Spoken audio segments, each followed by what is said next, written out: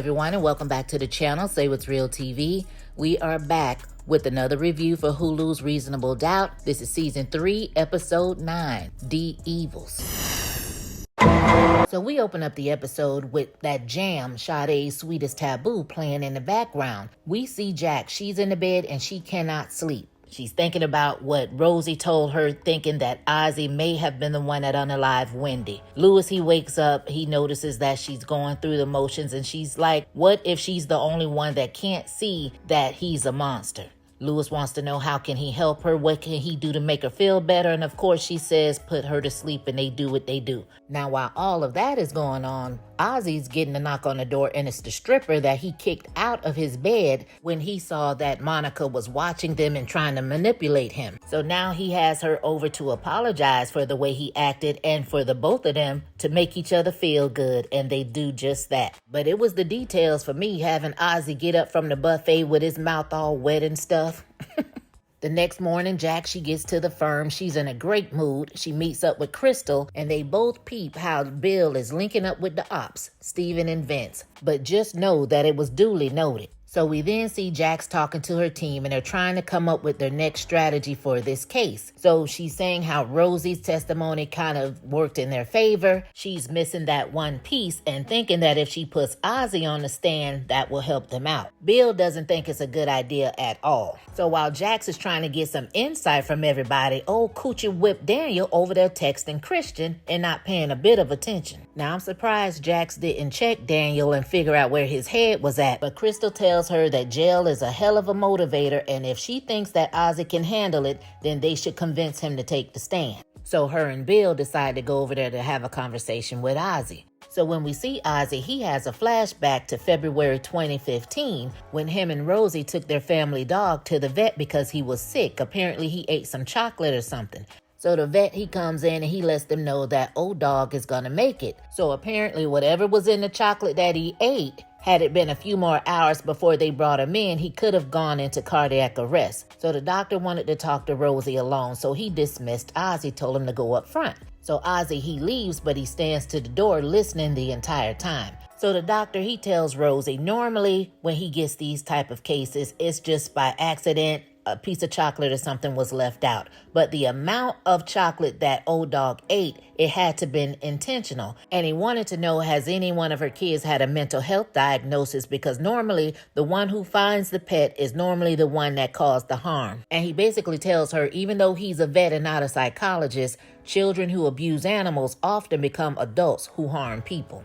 Rosie really didn't want to hear what the doctor was trying to tell her, so she told him to stick to animals. But when she got up to where Azie was in the front, she gave him this look as if it was in the back of her mind that maybe her child has a problem. And as if he hadn't heard anything the doctor said, he asked, is everything okay? Because he couldn't imagine if they had lost O-Dog. And she's looking at him with the side eye like, me either. And we see him do that thing that the older Azie does, as if he's going in and out of character. But shout out to the actor playing young Azie, because he is definitely booked and busy. He is over there on Divorced Sisters. And by the way, can we get the second half, please? He's over there on Beyond the Gates as Terrell. And now he's giving us young Azie. And we love to see it, so keep getting that work. So Jack, she snaps him back to present day. And they're basically trying to convince him to take the stand. But Azie is really not feeling it. And he asks them, what if I did it? And they're looking at him like, what the hell? So he starts going on and on about the dreams he's having with Wendy in the cabin and how they seem very real, to the point where Jax has to tell him to stop talking as if she was talking to Naima or Spencer or somebody. But he does have Jax and Bill looking a little nervous, but she tells him this is not the time for having self-doubt. Let the prosecution do their job and figure it out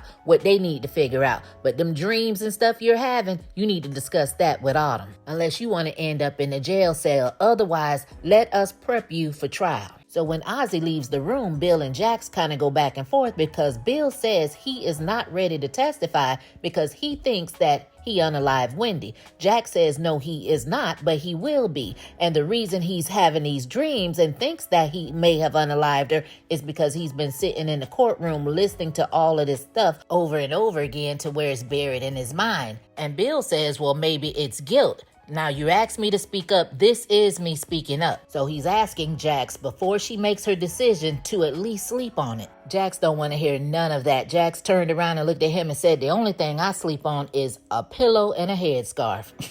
So we go over there to Lewis's job, and he's talking to Sam in his office, and we haven't seen him in a month of Sundays, but Sam is still over there effing up on the job. Was this man not put on a PIP the last time? But anyway, Lewis is asking him about some work, and Sam was like, well, I got it in.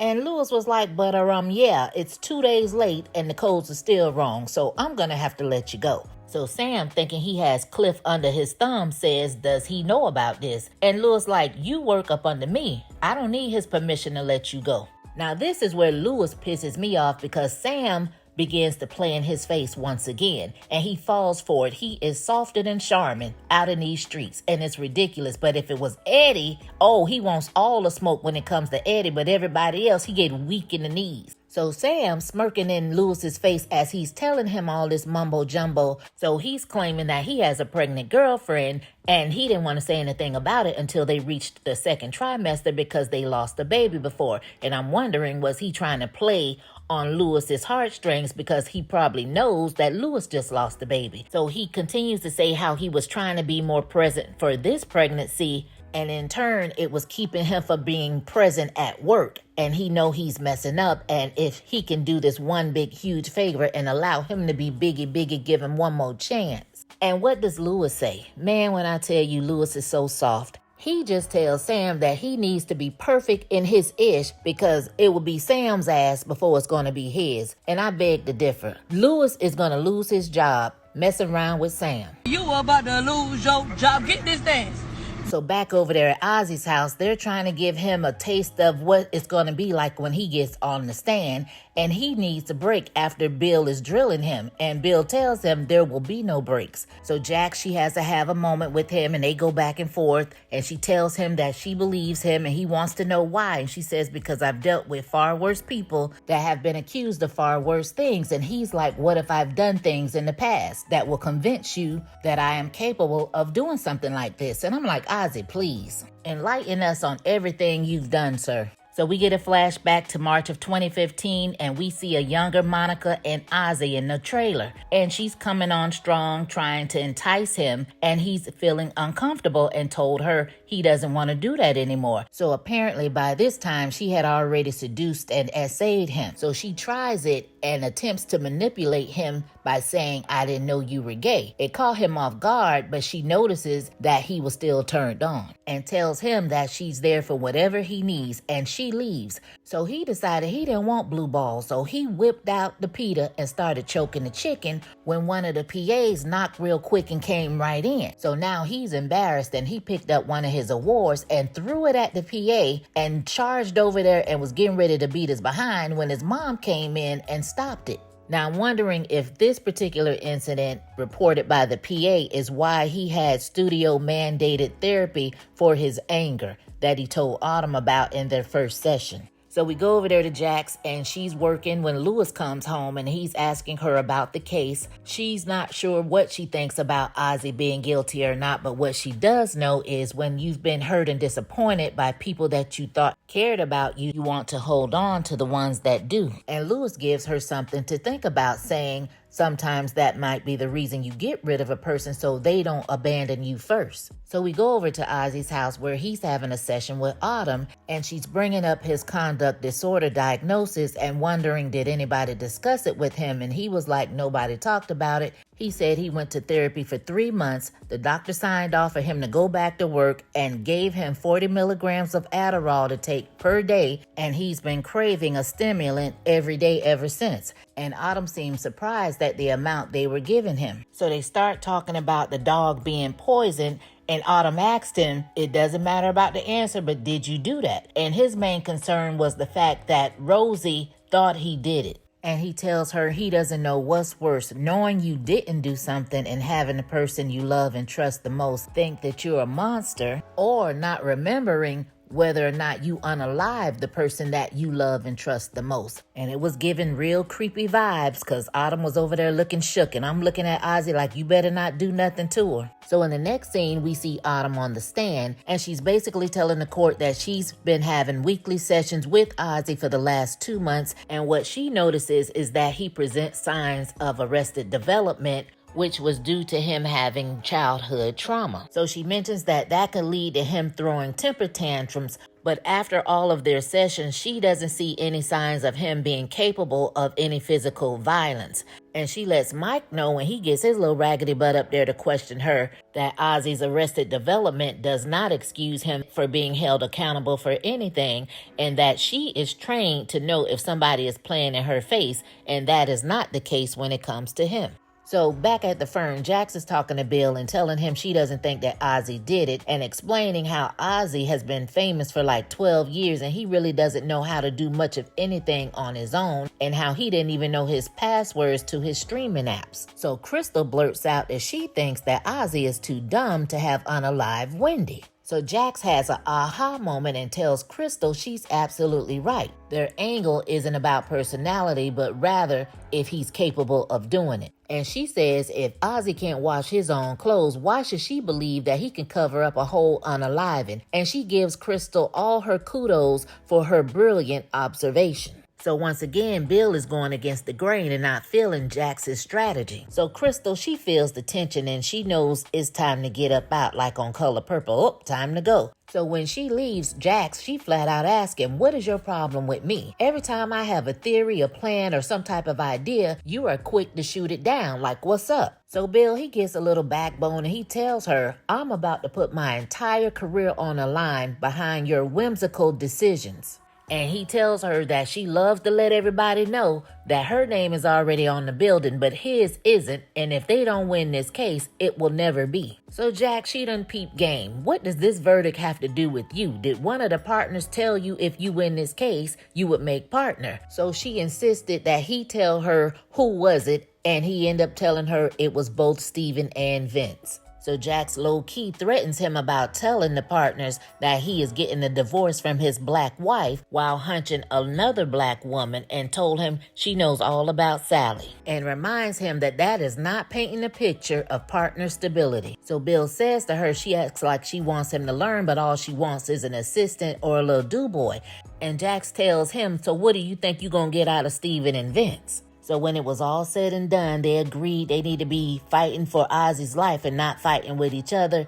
Bill tells her he was for her and not against her, and she says, good, I look forward to you proving it. So we go over there to Lewis's job again. He's leaving work and he gets rolled up on by Chelsea in the dark. How she knows where he works is beyond me. So she tells Lewis that Jax needs to know that Eddie is not who he says he is. And of course, Lewis is not surprised by that, but he wants to hear more. He wants to hear any and everything negative when it comes to Eddie. So Chelsea says that Eddie was with her mom up until she died last spring, and that was the only family she had other than her kids. So she says that he left her there alone to plan her mom's funeral, and painted the picture that all he does is scheme and scam, his intentions are never pure, and he's still doing drugs. So Lewis looking at her like, look, I'm sorry for your mom and all of that, but what is it you want from us? So of course she plays innocent with Lewis because I'm sure she already knows that he's gullible as hell. So she says, let me guess, he told you I was dangerous to be around and can't be trusted. Lewis says almost verbatim. So she says she just wants to have a chance to talk to Jax so that she can tell Jax about Eddie, because Jax deserves to have him out of her life the way that she didn't.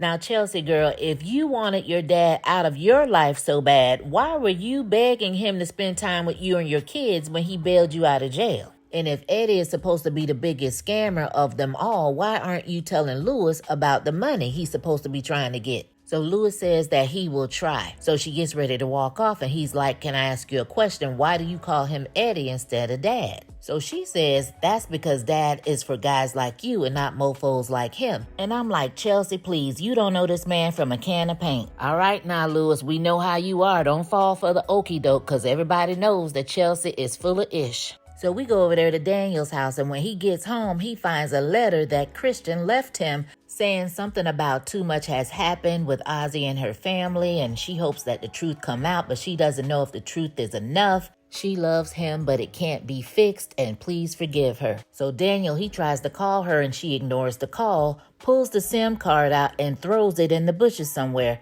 gets in the car and leaves. So we're back in court, and it's almost time for Azie to take the stand. His dad comes running in, and Azie wants to know where is Christian and his mom. Sal is like, don't worry about them, you got this. Now I find it mighty strange that Rosie is not in this courtroom for her baby boy, so where the hell is she? So we get another flashback from April of 2015 with Rosie waking up Azie like 7:15 in the morning, basically so he can get up and get on set. He's looking at her like, can I get some eggs, and why am I taking 3 Adderalls when I normally take 2? She says that they will be filming late and she wants him to be sharp, and Azie basically is fed up. He wants to know how much longer does he have to do this show. So she tries to make him feel some kind of way, saying that other kids would love to be doing what he's doing, and he says he wants to do what they're doing. He just wants to be a normal child. She wants to live this lifestyle. She wants to continue to do what they've been doing and put her son through all of this stuff,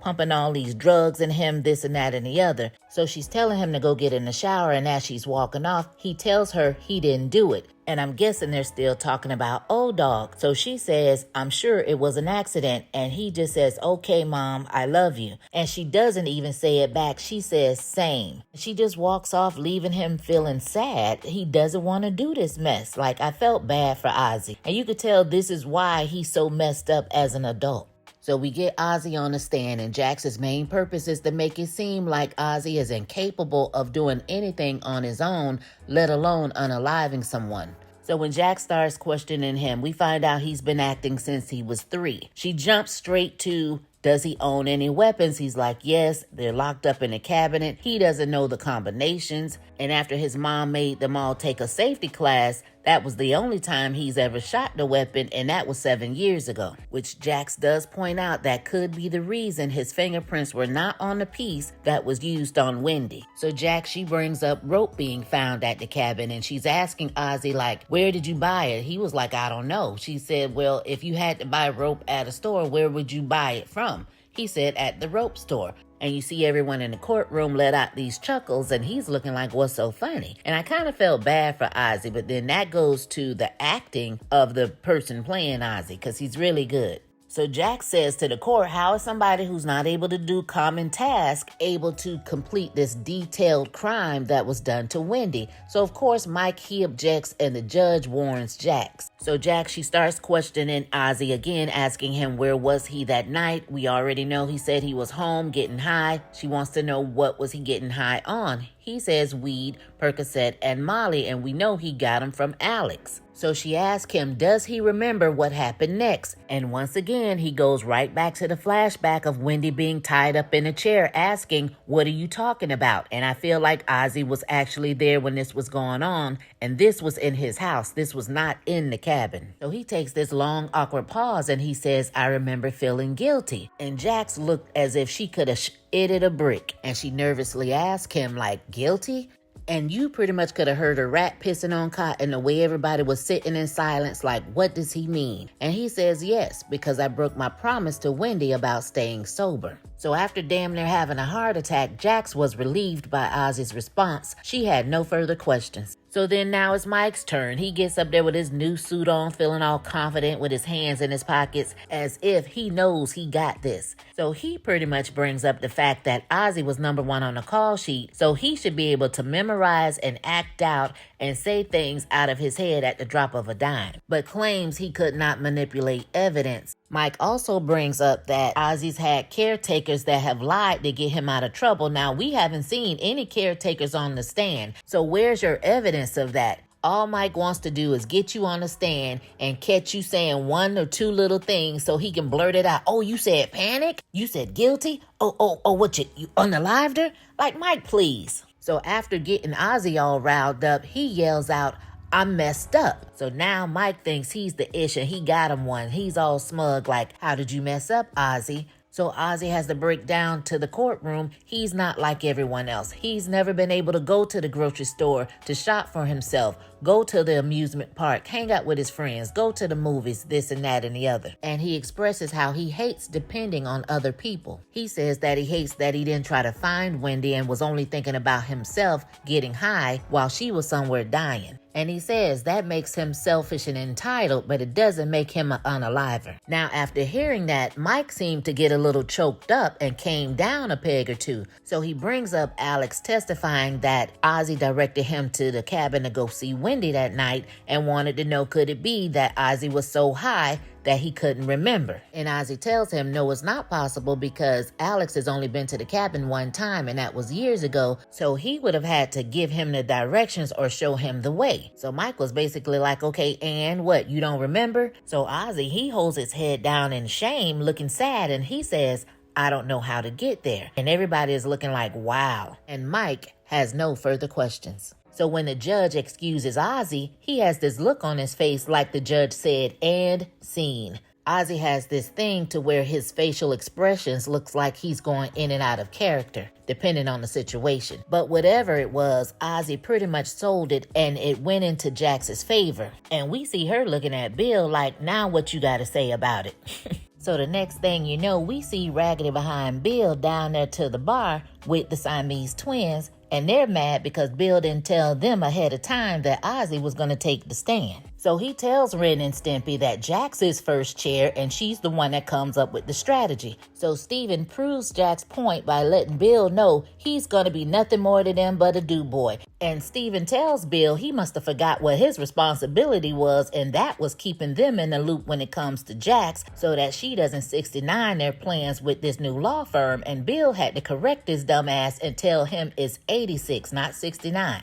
So Vince tries to put his little 2 cents in and low-key threaten Bill by saying this can mess him up as well. So Bill, he gets a little battery put in his back and he tells both of them what they fail to realize, that if he goes to Jax and tells her what they're doing behind her back with this merger, won't none of this ish be happening. He tells them that he respects Jax and he lets it be known that he's going through a divorce, so he needs this money more than anyone, including Jax. And he tells them how it's gonna go and that they are gonna help him to help them. So we head over there to the law firm and we see Jax in her office minding her own business, trying to work, when she's interrupted by Steven and Vince. They come in there playing in her face, talking about, oh, you're doing a good job, blah, blah, blah. But they want Bill to do the closing argument, saying that the jurors should see another side. Trying to say clarity over heart, facts over emotions, still trying to imply that Jax is too emotionally invested, and she calls it out for the misogyny that it is, Peter over vajayjay. And for the life of me, I don't know why these two went into her office like they were going into Toys R Us to play these games, knowing she doesn't play well with others. But they gonna learn, because one thing about Jax, she doesn't back down, and she basically let them know, cut the crap. This is not about strategy. You want to go with Bill because you think he's safe, he won't rock the boat, and that she doesn't rock the boat, she keeps it upright in rocky waters. She gives them a rundown on how she's kept this case afloat and tells them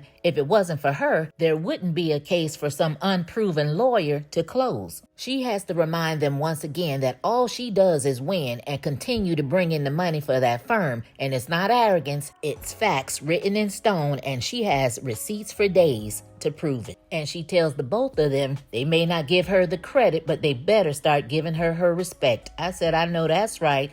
And she lets them know she has work to do. But before you go, tell Bill I respect this game. I might have tried to do the same thing, but I am not the one to be played with. So after getting red, they take their Ren and Stimpy looking ass up from out of there.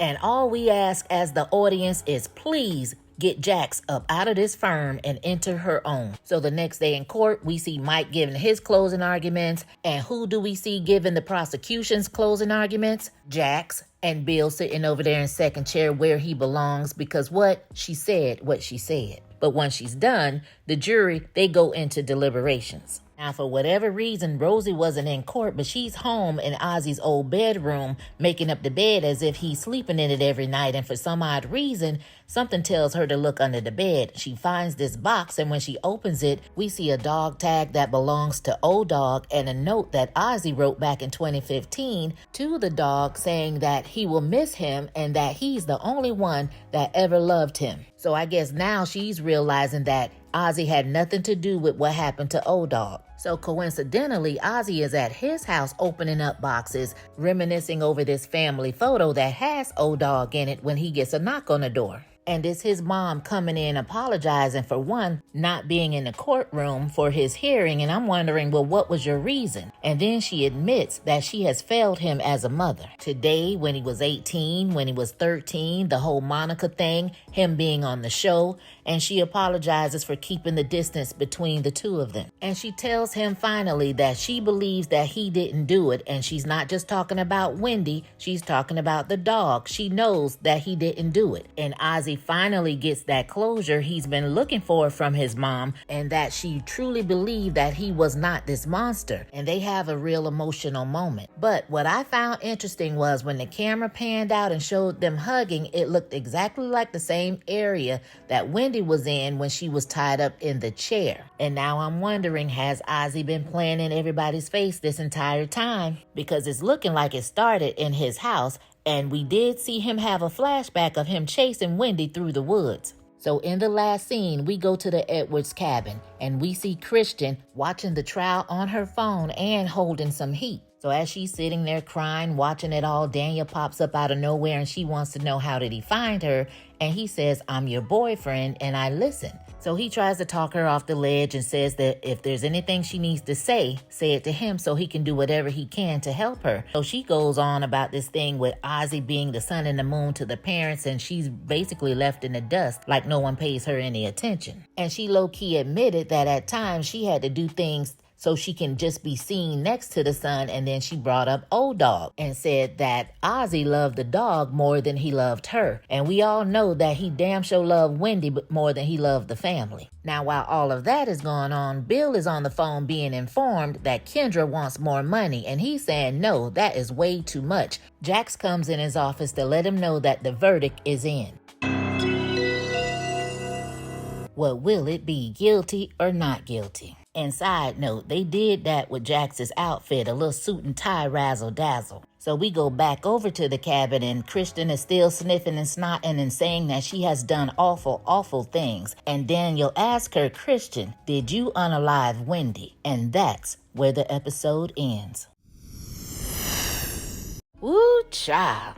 First and foremost, I am so excited that Reasonable Doubt has been renewed for season 4, so Jax and the crew will be back. So congrats and shout out to Romola and the entire cast and crew because we love the show. Now back to the shenanigans. To answer Daniel's question, do you guys think that Christian actually unalived Wendy? I really don't know what to think, but Kristen has been a liar this entire time. She's always been on my list. We have all seen Kristen work her magic, and she has the little acting chops just like her mama and her brother. So is she being genuine in this moment, or did she just get Daniel out here because after ripping those pages out of his journal, which he said nothing about, by the way, is she trying to get Daniel off her trail and possibly plan on getting rid of him? Or is she being for real? But we only have one episode left, which is so sad, but hopefully we get the answers to all of our questions. And I hope it's just not all jam-packing all over the place and we're left like, what was that? I don't want that. But anyway, drop down in the comments. Let me know what your predictions are. And as always, you guys, thanks for watching. Thanks for listening. And I'll catch you on the next one. Peace.